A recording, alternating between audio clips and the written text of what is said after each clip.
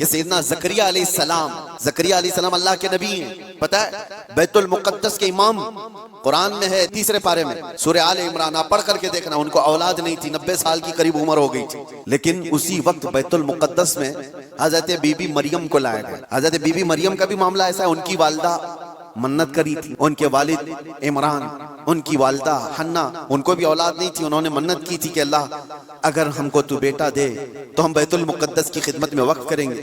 بیٹا نہیں ہوا، بیٹی ہوئی. منت کے مطابق انہوں نے اپنی بیٹی کا نام مریم رکھا اور لا کر کے بیت المقدس میں وقف کر دیا بچپن میں. تو کس کو دیا جائے گا؟ جو بیت المقدس کے امام تھے، متولی تھے، حضرت زکریا علیہ السلام، ان کے ہاتھ میں دیا گیا کہ یہ بچی وقف ہے. حضرت زکریا علیہ السلام نے قبول کیا اور ایک محراب میں بچی کو رکھتے تھے. قرآن میں یہ ذکر ہے، میں بتا رہا ہوں آپ کو. اور حضرت زکریا علیہ السلام کہتے ہیں کلما دخل علیہا زکریا المحراب وجد عندها رزقا قالت یا مریم انا لک ھذا قالت هو من عند اللہ ان اللہ یرزق من یشاء بغیر حساب.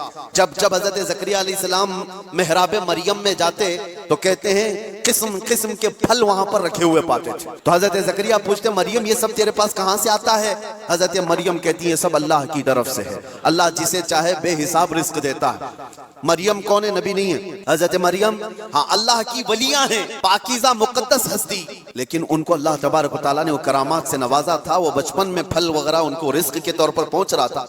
اس کے بعد کی جو آیت ہے اب سنو، اس کے بعد یہ جو واقعہ ہے اس کے بعد کی آیت قرآن پاک میں سورہ آل عمران میں رب تعالیٰ فرماتا ہے ہنالک دعا زکریا ربہ قال رب هب لی من لدنک ذریۃ طیبۃ انک سمیع الدعاء.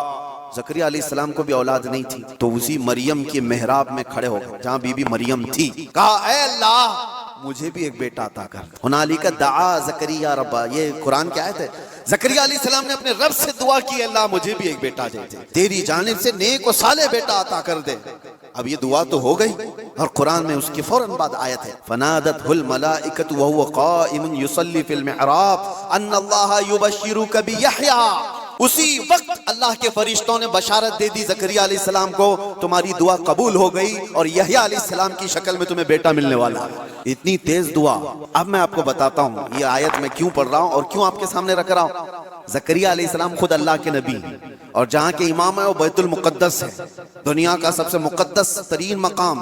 اس وقت بیت المقدس میں حضرت زکریا علیہ السلام جہاں عبادت کرتے تھے وہیں پہ دعا بھی تو کر سکتے تھے، وہیں پر دعا کر سکتے تھے، لیکن قرآن یہ کہتا ہے وہ محراب مریم میں آ کر کے دعا کر رہے ہیں. محراب مریم میں جہاں بی بی مریم بیٹھی وہاں دعا کر رہے ہیں. اس سے پتہ یہ چلتا ہے کہ اللہ کے صالح بندے جہاں ہوتے ہیں وہاں سے دعائیں قبول ہوتی ہیں.